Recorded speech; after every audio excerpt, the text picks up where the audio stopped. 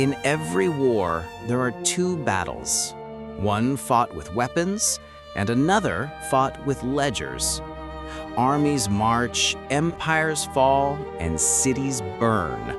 But somewhere far away, in quiet offices and marble halls, the real victors count their profits. For centuries, war has been sold as a matter of honor, defense, or destiny. But behind every flag, there is a contract. Behind every victory, an invoice. And behind every soldier, a banker. From the cannons of Napoleon to the drones of today, the machinery of destruction has always been powered by credit. While the poor die on the battlefield, the rich grow wealthier in the silence between explosions. This is the untold history of how money profits from blood, and how the merchants of war built an empire no army can overthrow. Wars are never just fought, they are financed. Behind every army that marches, there is a banker calculating interest. When the cannons roared in Europe during the 19th century, the Rothschild family wasn't on the battlefield, they were in the counting houses of London, Paris, and Vienna. They loaned money to both sides, betting not on nations, but on survival. Every explosion, every victory, every treaty echoed in their ledgers. In America, J.P. Morgan became the merchant of blood. During World War I, his firm arranged over $3 billion in loans to Britain and France, an amount greater than the US government's entire budget at the time. Morgan's bank handled the purchases of weapons, food, and steel, and earned commissions on every bullet that left a factory. For these men, war was not tragedy, it was opportunity. As soldiers bled in the trenches, profits flowed like rivers. The more nations fought, the deeper they fell into debt, and the tighter the bankers' grip became. The age of war had become the age of finance, and those who mastered debt no longer needed armies to conquer the world. When money discovered machinery, war became business. The 20th century did not just invent new weapons, it industrialized death. Factories that once made cars began making tanks. Mines that dug for coal now mined for destruction. From Germany's Krupp and IG Farben to America's DuPont and Boeing, corporations became the true engines of war. They didn't fight for ideology, they fought for contracts. Every bomb dropped meant steel sold, fuel consumed, and profits recorded. During World War II, Ford produced engines for both Allied and Axis powers through subsidiaries. Standard Oil sold fuel components to Nazi Germany, and IBM's machines helped track millions in concentration camps. War was no longer chaos, it was organized efficiency. Death had a supply chain, and profit was the final weapon.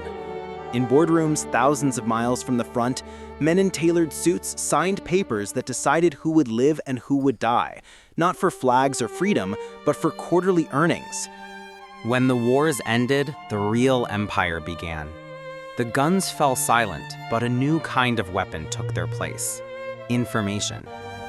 The bankers who financed the wars didn't disappear, they evolved. Their ledgers became intelligence files, their couriers became spies, and their profits depended on what they could control, not what they could conquer. In 1944, the same year the Bretton Woods system was born, a new world order of secrecy began taking shape. From the CIA in Washington to MI6 in London, intelligence agencies became the invisible hand of finance and power. They overthrew governments that defied Western banks. They armed regimes that protected corporate interests, and they waged silent wars through propaganda, currency manipulation, and debt traps. The newspapers you read, the movies you watched, even the heroes you admired, all carefully designed to preserve the illusion of freedom, while keeping the machinery of profit running smoothly. This was the age of control, where truth became negotiable, and the balance sheet replaced the ballot box. The battlefield had moved from the trenches to the mine. Every empire believes it can borrow forever, that its debts are just numbers, manageable, invisible, harmless. But debt is never harmless. It is the silent engine of control and the seed of every collapse. After every war, the victors and the vanquished alike turn to the same salvation: credit. They borrowed to rebuild, to rearm, to forget. And the bankers who financed destruction now finance recovery, collecting twice on the same ruin. By the mid-20th century, the world no longer needed armies to conquer nations. It needed loans. The World Bank, the IMF, and a web of private financiers became the new empire builders. They offered money with one hand and took sovereignty with the other. Developing nations were trapped in debts they could never repay, their resources mortgaged, their governments obedient. But debt has no loyalty. It devours its creators too. The same Western nations that ruled through credit now drown in it, borrowing trillions just to survive another fiscal year. The machine they built to rule the world is now consuming them. History's cruelest joke is that every empire funds its own fall. When money dies, it does not go quietly. It takes with it the memory of value, the meaning of work, and the trust that holds civilizations together. In every era, the pattern repeats. Rome's silver turned to dust. Weimar's marks became wallpaper. Zimbabwe's trillions couldn't buy bread. When currency collapses, people stop working for money and start working for survival. Markets freeze, governments panic, and the social contract, that fragile illusion, shatters. Debt becomes worthless, savings vanish, but the hunger for stability grows. And in that hunger, tyrants are born. They rise promising order, offering bread in exchange for obedience and gold in exchange for freedom. When the economy dies, politics becomes religion, and the crowd becomes a mob. Fear replaces reason, violence replaces trade, and civilization begins to forget what made it civilized. The lesson is cruel, but eternal. Money is not just metal or paper, it is memory, trust, and time. And when it dies, society forgets how to be human. Every collapse is a cleansing. It destroys, yes, but it also reveals. When the old order burns, the ashes become the soil of renewal. History shows that after every great fall, new systems rise from what was lost. After Rome came the monasteries, preserving knowledge through the darkness. After Weimar came a rebirth, though twisted by ideology. And after every financial ruin, humanity rediscovers what money was supposed to serve. Not power, but people. The reset is never gentle. It is written in hunger, protest, and pain. But from that pain, communities relearn cooperation. They remember that value is not paper, it is trust, skill, and shared purpose. A new currency always emerges.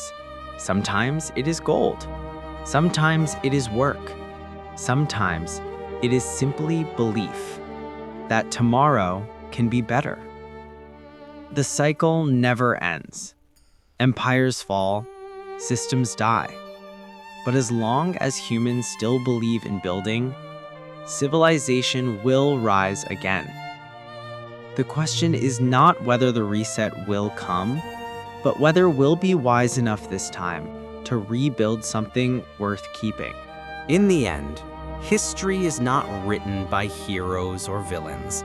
It is written by transactions, by those who sold the weapons, financed the kings, and counted the corpses as numbers on a balance sheet. But every age forgets that wealth is borrowed from time itself, and time always collects its debt. Empires rise, currencies fall, and yet the human desire to build, to believe, to begin again. That never dies. Perhaps that is our curse. Or perhaps it is our salvation. Because as long as we remember the cost of forgetting, we still have a chance to build a world worth the price. If this gave you a new way to see the world, remember, history doesn't repeat, it reminds.